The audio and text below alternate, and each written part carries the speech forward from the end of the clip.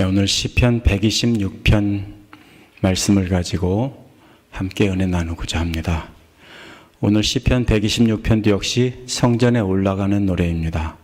이 시편 기록자는 성전에 올라가서 예배드리기 위해 먼 길을 걸어왔습니다. 이제 산꼭대기에 하나님이 계신 성전이 보이자 거기를 바라보며 감사와 찬송을 노래했을 것입니다. 그런데 현실을 보니까 하나님께서 과거에 이루신 그 놀라운 일을 잊고 사는 이스라엘 백성들이 보였습니다. 그래서 오늘 본문에서 여러 번 반복되는 말은 기쁨에 관한 단어입니다. 과거의 기쁨을 한번 생각해보라, 이런 말입니다. 현재 하나님 앞에 간구하고 있고 또 미래에 하나님께서 주실 기쁨을 기대하고 있습니다. 그래서 이를 통해서 우리가 무엇에 대해서 기뻐하고 또 무엇을 간구해야 하는지 생각해보는 시간을 갖겠습니다. 첫 번째로 보면은 지난날의 은혜에 감사하자는 내용이 1절에서 3절에 나옵니다. 시편 기록자는 1절에서 3절에서 우리라는 말을 계속 반복합니다. 이는 시편 기록한 개인이 감사를 드리는 것이 아니라 공동체인 이스라엘 민족 전체가 한번 생각해보자, 이런 말입니다. 하나님께서 과거에 베풀어 주신 그 은혜를 생각해 보면서 입가에 미소를 띠고 있었을 것입니다. 여기 보면은 함께 성경 구절을 우리가 다시 한번 읽어보길 원합니다. 1절부터 3절까지 다시 한번 읽어보겠습니다. 한 목소리 읽겠습니다. 주님께서 시온에서 잡혀간 포로를 시온으로 돌려보내실 때 우리는 꿈꾸는 자 같았다.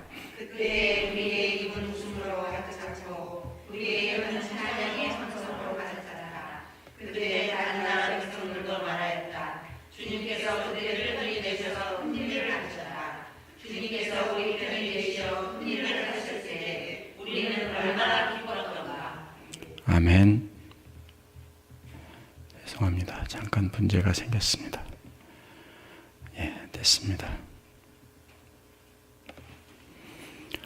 여기 보면은 시온에서 잡혀간 포로들을 시온으로 되돌리실 때라는 말이 나옵니다. 이게 다양한 해석이 있지만 바벨로니아에 포로로 잡혀갔다가 70년 만에 돌아오던 사건을 가리킨다고 보는 것이 일반적입니다.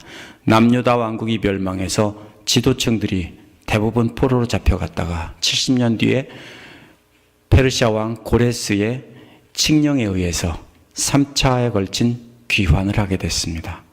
느헤미야와 함께 귀환한 것이 주전 BC 446년이라고 하니까 아마 시편 기록자는 그 이후에 이 노래를 기록했을 것입니다. 그도 포로로 돌아온 사람 중에 한 사람이었을 것입니다. 그때를 기억하면서 말하기를 꿈꾸는 사람들 같았다라고 말하고 있습니다. 이제 꿈꾼다는 말이 뭡니까? 이사야 29장 8절에 나옵니다. 마치 굶주린 자가 꿈에 먹기는 하나 깨어나면 더욱 허기를 느끼듯이 목마른 자가 꿈에 마시기는 하나 깨어나면 더욱 갈증을 느끼듯이, 이게 꿈입니다.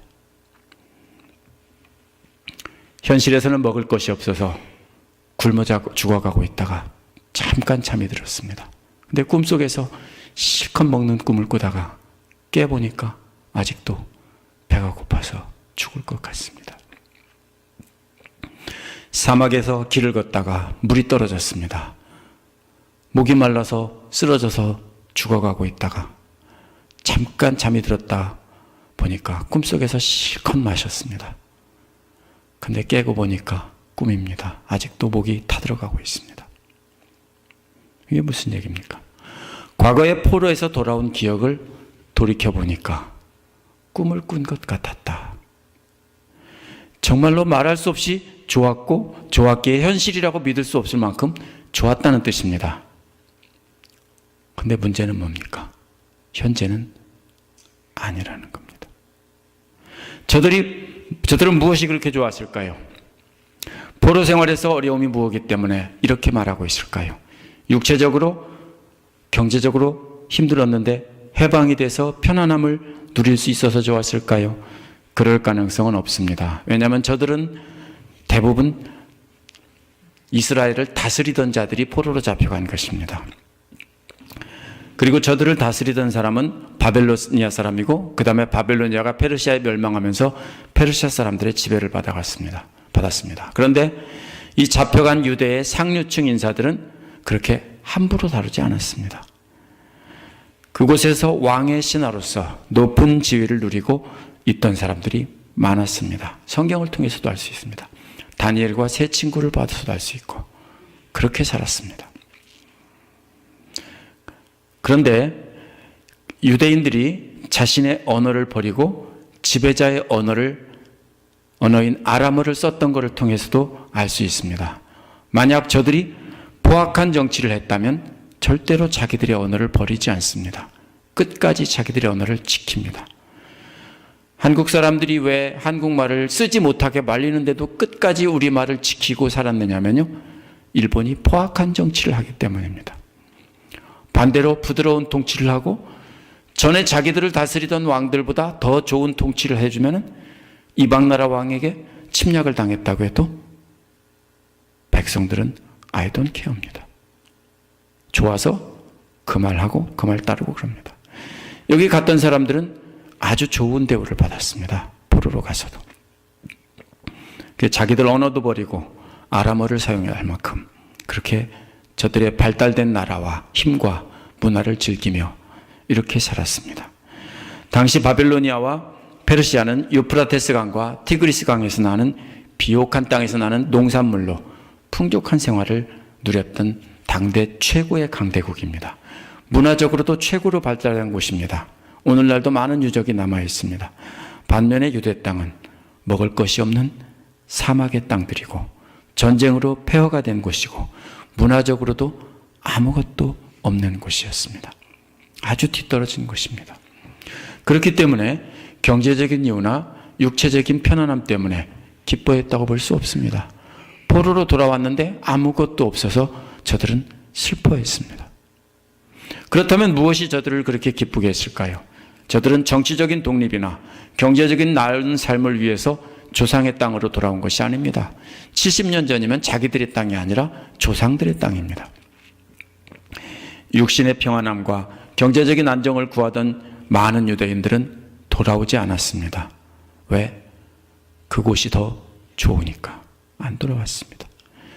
여러분 보고, 우리 집사님들 보고 한국으로 지금 당장 다 모든 거 정리하고 돌아가라고 하면 돌아갈 사람 많지 않을 겁니다. 왜?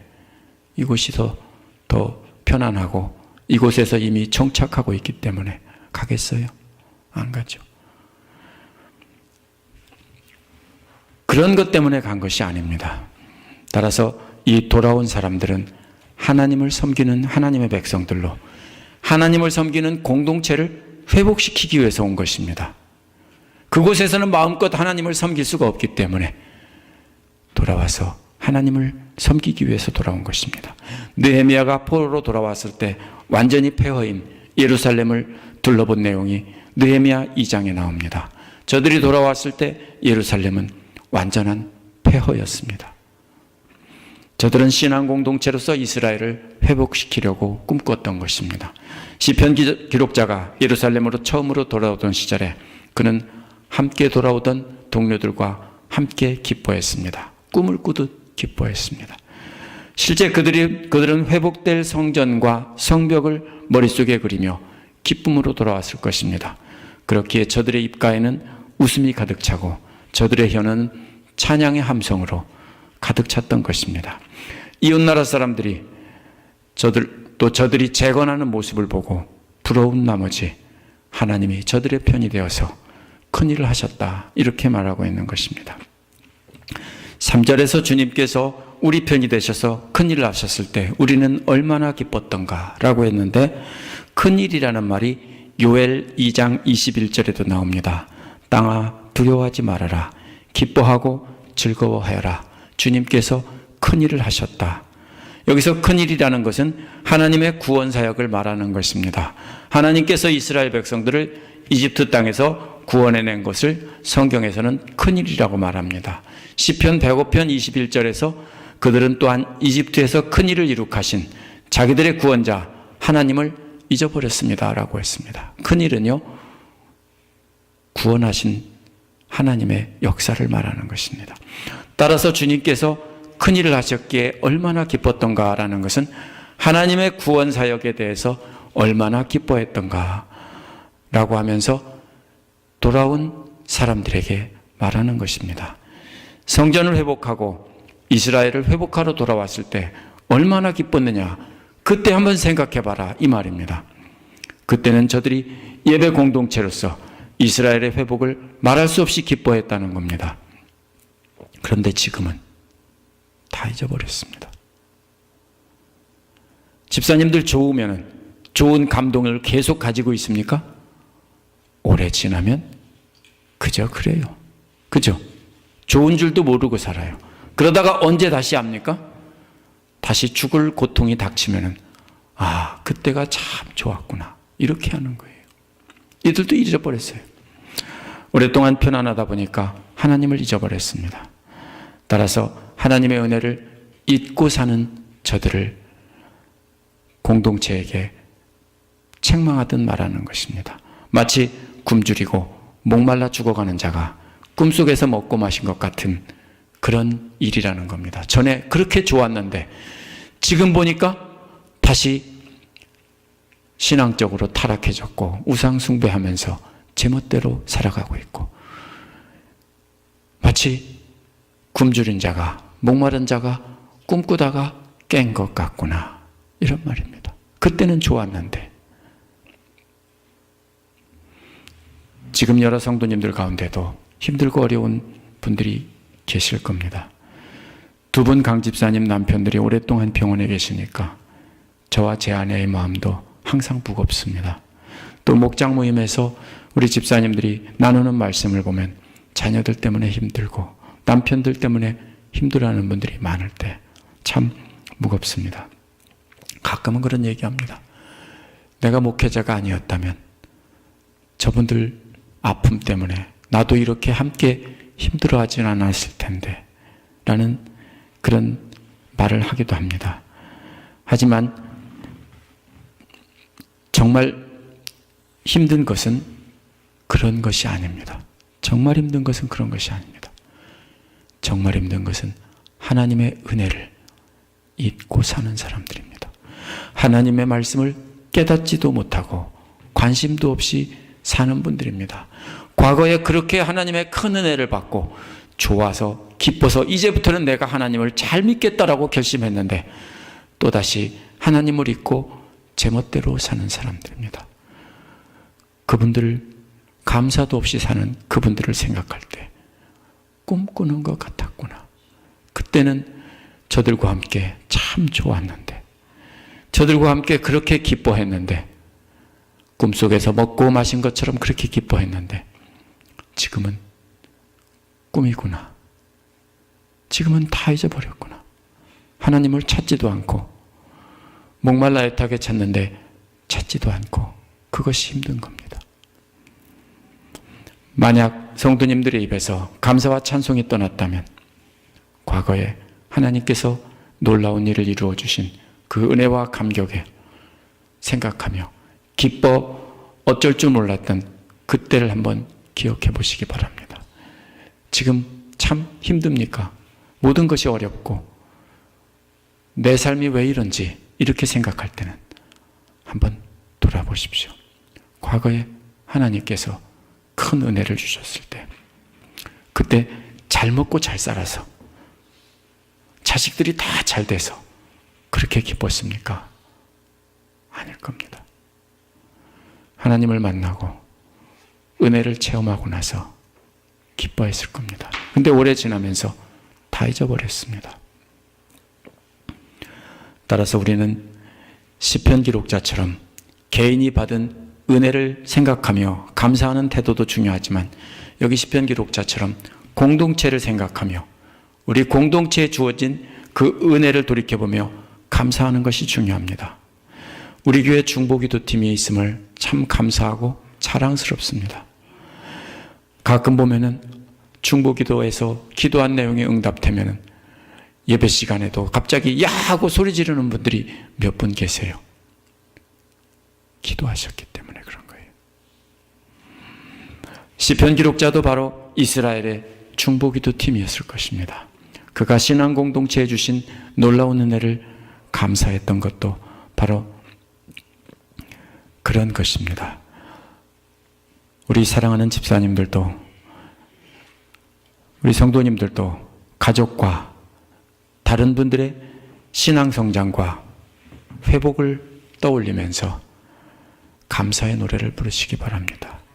그리고 과거의 은혜를 잊고 사는 그 형제자매들을 생각하며 그들에게 과거에 우리에게 주신 그 축복을 한번 생각해 보라 하면서 함께 감사할 수 있기를 권면하는 그런 우리가 됐으면 좋겠습니다. 그렇게 사는 것이 우리 공동체를 회복하는 시작입니다. 시작은 지금 힘들지만 과거의 은혜를 돌아보자라는 것입니다. 내 은혜를 돌아보자는 것이 아니라 우리 함께 돌아보자. 두 번째로는 형제 성도들의 회복을 위해 기도하자는 것입니다. 시편 기록자가 기록할 당시에 회복된 예배의 공동체는 다시 어려움에 빠져 있었습니다. 많은 사람들이 그 놀라운 은혜를 잊고 우상 숭배를 하며 살고 있었습니다. 사람들은 힘들고 어려운 때 과거 좋았던 때를 돌아보기 마련입니다. 만약 여러분이 지금 유행가 가사처럼 그때가 좋았지, 그때가 좋았지, 한없이 좋았지, 그러나 이젠 꿈이야 라고 한다면 지금은 안 좋다는 뜻입니다. 불치병을 앓다가 죽음을 앞둔 사람들은 한결같이 지난 날을 다 좋다고 합니다. 그러면 실제로 그때 좋다고 했습니까? 아니요. 그때는 불평하고 원망했습니다. 우리가 감사를 모르고 기뻐할 줄 모르고 좋은 것을 모르는 것은 하나님의 은혜를 깨닫지 못하기 때문입니다. 우리 교회 출석하시던 어느 분의 며느리가 유언으로 남겼는데 자신을 화장해서 신혼여행 갔던 하와이다 뿌려달라라고 했던 이야기를 전에 들은 적이 있습니다. 죽어가던 그 젊은 여인은 신혼여행의 아름다운 추억을 간직하고 싶었던 것입니다. 보통 사람들은 여기서 멈춥니다. 우리 강 집사님한테 들은 얘기도 있습니다. 남편이 죽으면 유해를 농구공에다 넣어서 시멘트랑 섞어서 어느 다리 밑에다가 놔달라. 어릴 때 거기서 낚시를 했고 죽을 뻔했는데 형이 살려줘서 살았다. 거기서 끝나면 아무것도 아닙니다. 많은 사람들은 거기서 멈춥니다. 과거에 좋았던 일, 그때가 좋았어. 탄식조로 그때가 좋았어. 하지만 시편 기록자는 여기서 멈추지 않았습니다. 과거의 향수에서 벗어나 이제 다시 희망을 향해 가자고 하면서 회복시켜달라고 기도하고 있습니다. 4절을 함께 읽겠습니다. 주님, 네겝의 시내들이 다시 물이 흐르듯이 포로로 잡혀간 자들을 돌려보내 주십시오. 원어에서는 영어와 마찬가지로 포로로 잡혀간 자들을 돌려보내 주십시오가 먼저 나옵니다. 포로로 잡혀간 자를 돌려보내 주십시오. 주님, 이미 포로에서 돌아왔는데 포로로 잡혀간 자를 돌려보낸다는 말이 웬 말입니까? 시편 기록자는 포로에서 돌아온 이스라엘 백성들이 이제 하나님 주신 은혜를 다 잊고 우상 숭배에 빠져 있기 때문에 다시 바벨론의 포로에 있던 그때처럼 그렇게 살고 있기 때문입니다. 물질적으로는 풍요롭지만 하나님을 잊고 살기 때문에 포로로 잡혀간 저들을 다시 돌려보내달라고 기도하고 있습니다. 시편 기록자의 공동체는 그렇게도 꿈꾸던 하나님의 예배하는 공동체를 재건했는데 다시 죄악의 포로로 잡혀있는 모습을 보면서 안타까워하면서 자신의 동료들이 다시 그때의 기쁨을 회복하게 해달라고 공동체를 위한 중보 기도를 하고 있는 것입니다. 그런데 한 가지 덧붙여 있는 말이 있습니다. 네겝의 시내들이 다시 물이 흐르는 것처럼 돌려보내달라는 것입니다. 개역 성경이나 영어 성경에 보면 남방의 시내들이라고 했습니다. 근데 원어는 세번역처럼 네겝의 시내들입니다. 네겝이라는 것은 땅 이름입니다. 근데 사람들이 모를까봐 남쪽의 시내라고 이렇게 바꿔서 번역한 것입니다. 네게브는 이스라엘 남쪽에 있는 사막 지역의 이름입니다. 네게브 시내는 지리학적인 용어로 와디라고 합니다. 건천입니다. 보통 때는 1년에 봄, 여름, 가을은 비어있는 천입니다. 강입니다. 물이 없어요.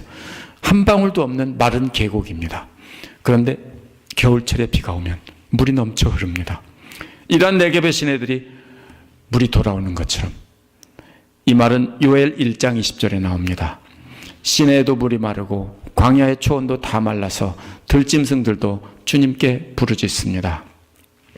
지중해 연안은 한국과 달리 한국은 여름의 장마철입니다. 그런데 지중해 연안은 겨울철이 장마철입니다. 중고등학교 때 지리 시간에 그 지중해성 기후라는 걸 배울 때 배우셨을 겁니다. 거기는 겨울철에 홍수가 나고 비가 옵니다. 그런데 이 지역에서 홍수가 나고 비가 오면은 이제 그 메마른 골짜기가 큰 강으로 변합니다. 홍수가 나서 쓸려가고, 그래서 쓸모가 적은 땅입니다. 그렇지만 네게브 시내들은 깊이 파여 있는 골짜기에 물이 넘치고 그 냇물을 따라 샘과 우물에 물을 채워주어서 그런 곳에서도 물이 나오게 합니다. 그래서 그런 우물에 물이 저장이 됐다가 거기가 오아시스라고 해서 사람들이 사는 동네가 됩니다. 그런데 비가 너무 안 오면은 그런 곳조차도 저장된 물까지도 다 말라버리는 겁니다. 이러한 네게브 시내에 다시 물을 흐를 때는 하룻밤 사이에 사막에 꽃이 피고 풀이 돋고 꽃이 피고 초원을 이루게 됩니다. 이 식물들은 자기들이 살아야 되기 때문에 극한 상황에서 빨리 꽃을 피웁니다. 높은 산에 올라가면은 지리산이나 설악산 꼭대기에 올라가면 나무가 없습니다.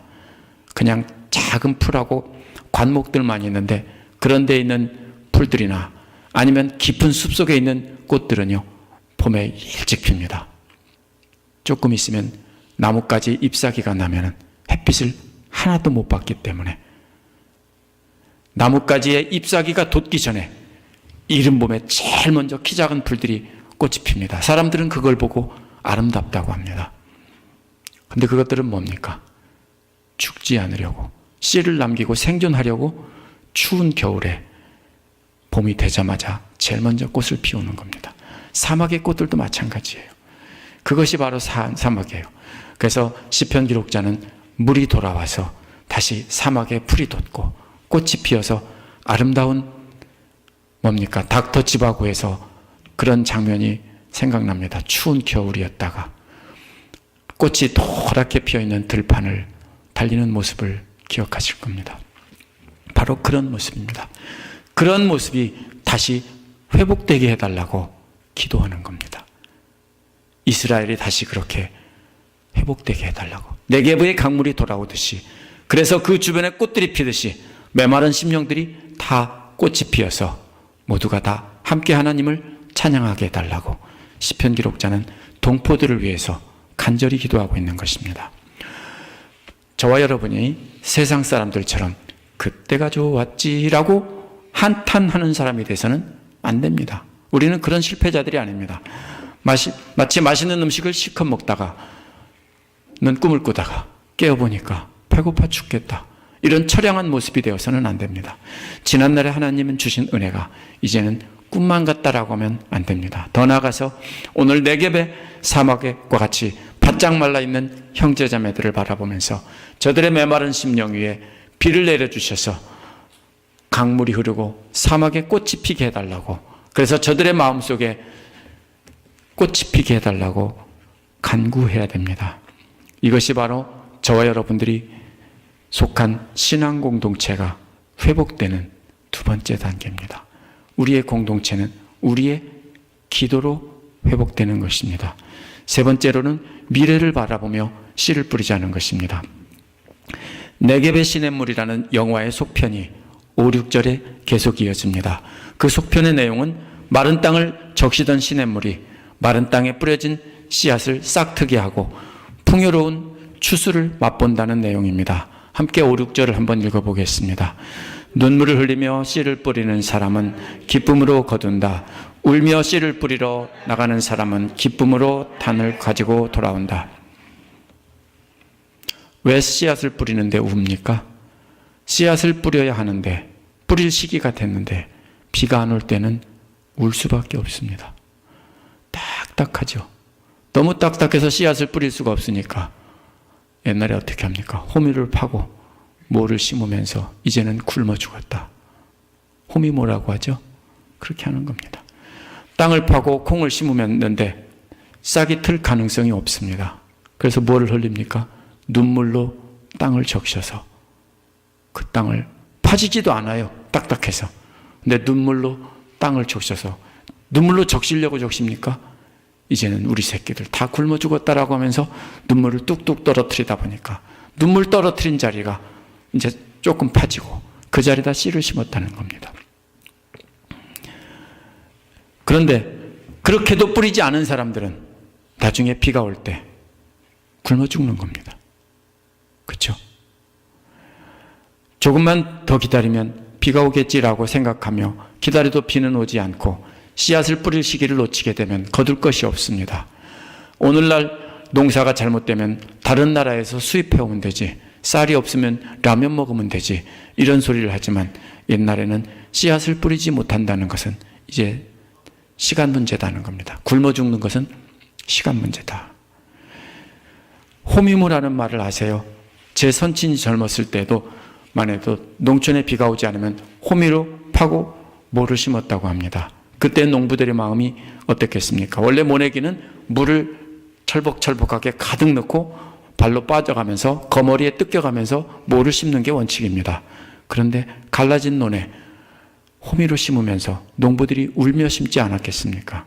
시편 기록자는 타락한 이스라엘 보며 절망적이지만 그래도 눈물을 흘리며 거북등처럼 갈라진 땅을, 저들의 마음밭을 파고 씨를 뿌린다는 것입니다. 그래서 네겝의 시내에 다시 물이 넘쳐 흐르듯 하나님의 은혜가 저들의 마음에 넘쳐 흐르기를 소망하면서 시편 기록자는 자기 이야기를 하고 있는 겁니다. 자신은 지금 절망적이지만 미래를 바라보며 하나님께서 회복시켜 줄 것을 믿고 눈물로 저들의 마음밭을 파고 씨를 뿌리고 있다는 것입니다. 자신은 적은 눈물이지만 그 눈물로라도 저들의 마음밭을 적시며 씨앗이 싹트기를 바라고 말라 죽기 전에 주님께서 은혜의 비를 저들에게 내려주기를 바라는 것입니다. 이러한 소망을 다른 사람들에게도 주고자 눈물로 씨를 뿌리는 사람은 기쁨으로 거둔다라고 노래하고 있습니다. 시편 기록자는 공동체 회복을 위해서 눈물로 씨를 뿌리는 것이 절대적인 필요 조건이라고 말하고 있는 것입니다. 씨앗을 땅에 묻는 것은 죽음을 상징하는 경우가 많습니다. 요한복음 12장 24절에 보면 예수께서 밀알 하나가 땅에 떨어져 죽지 않으면 한 알 그대로 있고 죽으면 열매를 많이 맺는다 했습니다. 시편 기록자가 눈물을 흘리며 뿌리는 씨는 공동체의 구원을 위해 눈물을 흘리며 기도하며 자신이 희생하고 어쩌면 자신이 죽을지도 모르는 그러한 헌신의 삶을 말하는 것입니다. 자신이 죽어서 한 알의 씨앗이 돼서 저들이 산다면, 여러분이 죽어서 여러분 자녀들에게 씨앗이 되어서 여러분 자녀들이 산다면, 이런 마음으로 기도하고 있는 것입니다. 우리도 동일하게 눈물로 씨를 뿌려야 합니다. 우리의 눈물을 땅을 적실 수 없이 적을 만큼이지만 하나님께서 우리의 눈물을 보시고 비를 내려주시는 겁니다.